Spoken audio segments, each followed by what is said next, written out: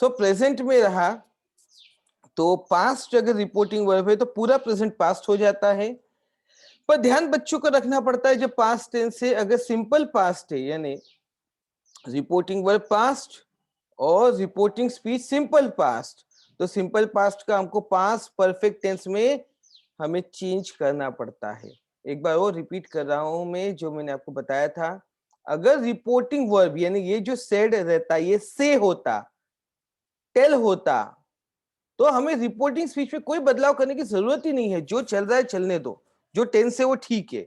पर जैसे ये पास्ट हो जाता है पूरा प्रेजेंट पास्ट में बदल जाता है और सिंपल पास्ट पास्ट परफेक्ट में बदल जाता है।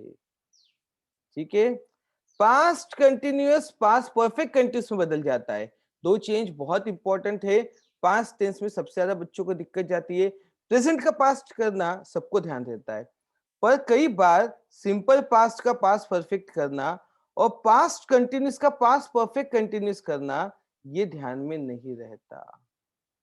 तो ये ध्यान में रखिए। जैसे हम यहाँ पे देखिए, they said we were enjoying the weather का क्या बदल गया, they said that they had been enjoying the weather. देखिए वी वर था, हैड बीन एंजॉयिंग हो गया। इसलिए टेंसेस की पकड़ होनी बहुत जरूरी है।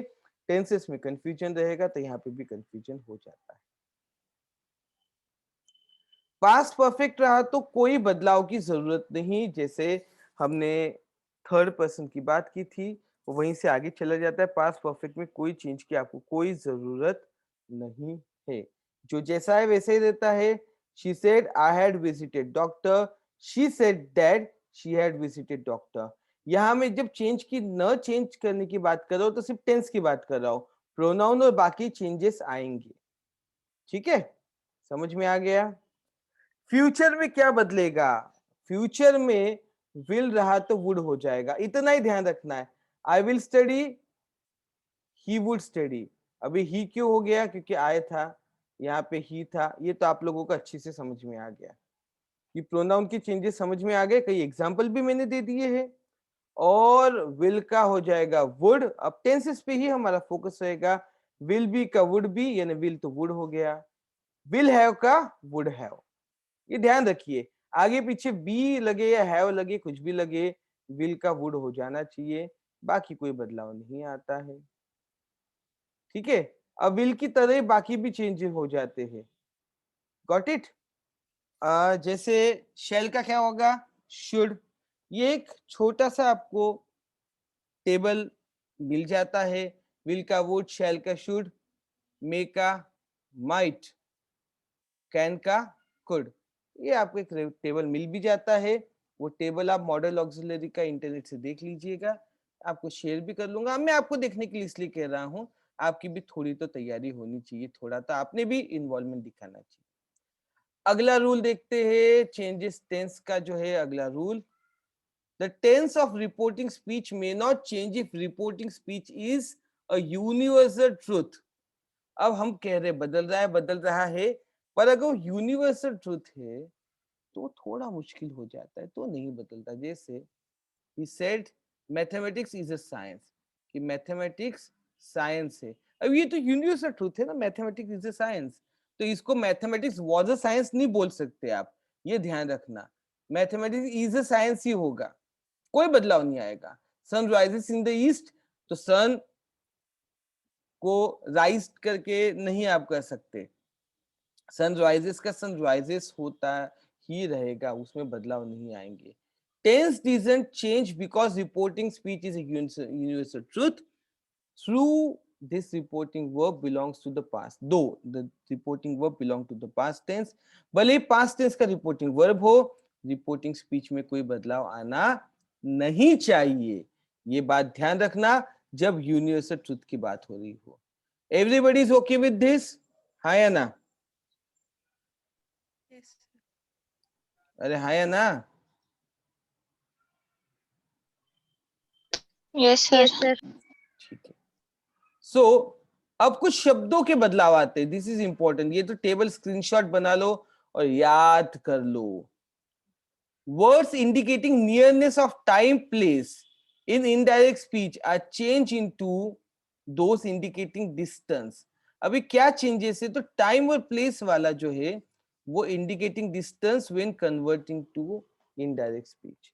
जो पास दिखा रहे हैं, टाइम दिखा रहे हैं, इसमें बदलाव आता ही आता है, आने ही वाला है, क्योंकि नाउ की जब बात करेंगे तो पास की बात कर रहे हैं और देन की बात करेंगे तो हम दूर की बात कर रहे हैं। Now becomes then, here become there, ago become before, thus becomes so, today that day, tomorrow next day, yesterday a day before, last night a night before, this ka that, these ka those, hence का thence, hither का दिदर। अब ये आखिरी वाला भूल जाओ, कोई मतलब नहीं है, क्योंकि पुरानी इंग्लिश है तो हिदर हम बोलते भी नहीं, हियर हो गया है वो। तो ये जो सारी चीजें होती है, ये वर्ड्स का चेंज होता है। वर्ड्स का चेंज और टेंस का चेंज और प्रोनाउन का चेंज, तीन चेंजेस हमने देख लिए। उसमें एक लिस्ट आपको निकालनी है मॉडल ऑक्सिलरी का चेंज। विल भी बता दिया था, ओरली में बता चुका हूं।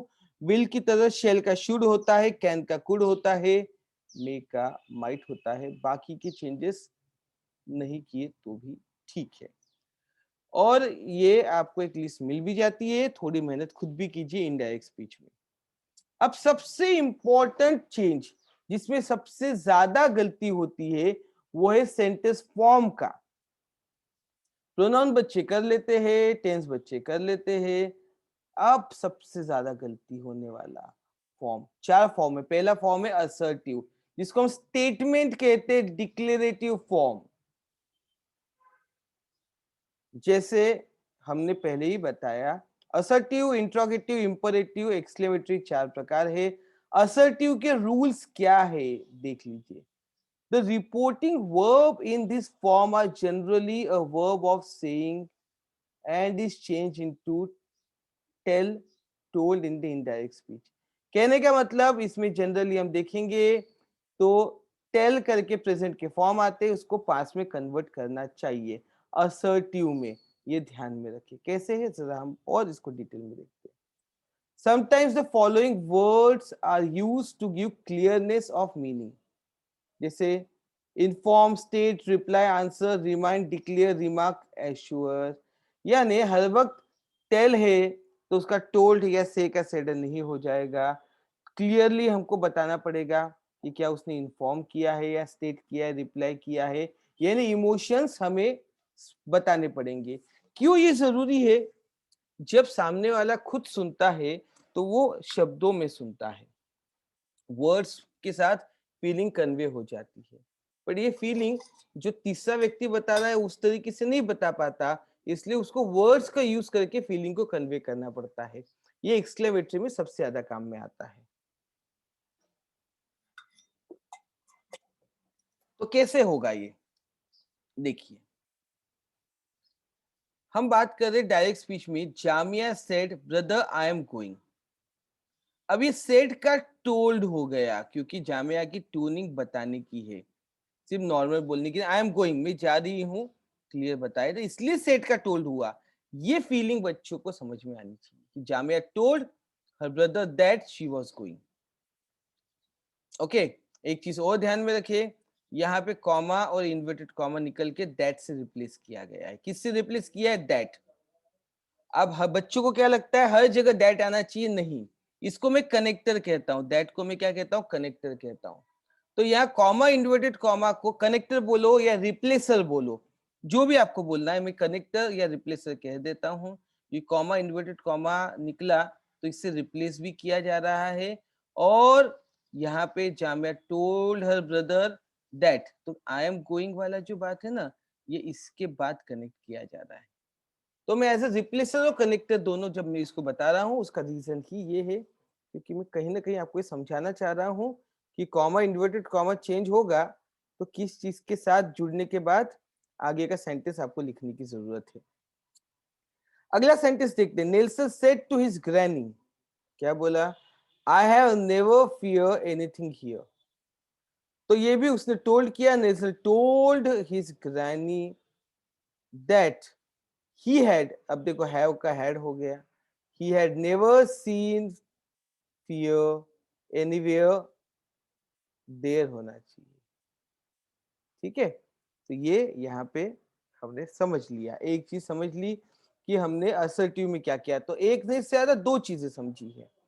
क्या चीजें? एक जो इसमें लिखी हुई है कि हमें जो रिपोर्टिंग वर्ब है इसको मीनिंग को एक्सप्लेन करने के लिए और अच्छी से reply, inform, state, answer, answered, remind, declare, remark ऐसे अलग अलग शब्दों का यूज कर सकते हो।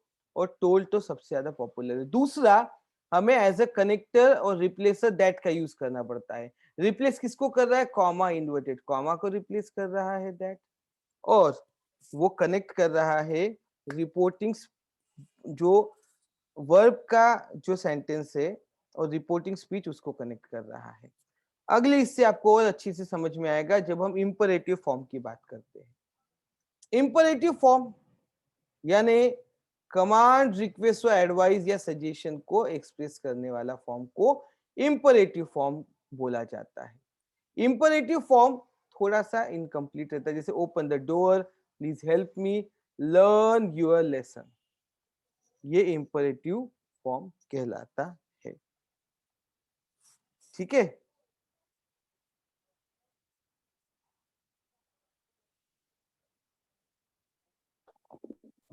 तो बच्चों ये जो इंपरेटिव का और ये जो फॉर्म से असर्टिव के, इंपरेटिव के, इसको हम आने वाले इसमें थोड़ा कंप्लीट करते हैं। क्यों करते हैं? इसमें नेक्स्ट वीडियो में कंप्लीट करते हैं, नेक्स्ट लेक्चर में हम कंप्लीट करते हैं, क्योंकि इसमें और थोड़ी इंपॉर्टेंट चीजें होती है समझने लायक, प्रैक्टिस करने लायक, वो आपको समझानी है, डिटेल में बात होनी चाहिए। इसलिए इसको हम आगे कंप्लीट करते हैं। यहाँ तक सर हम यहीं पे समझते हैं।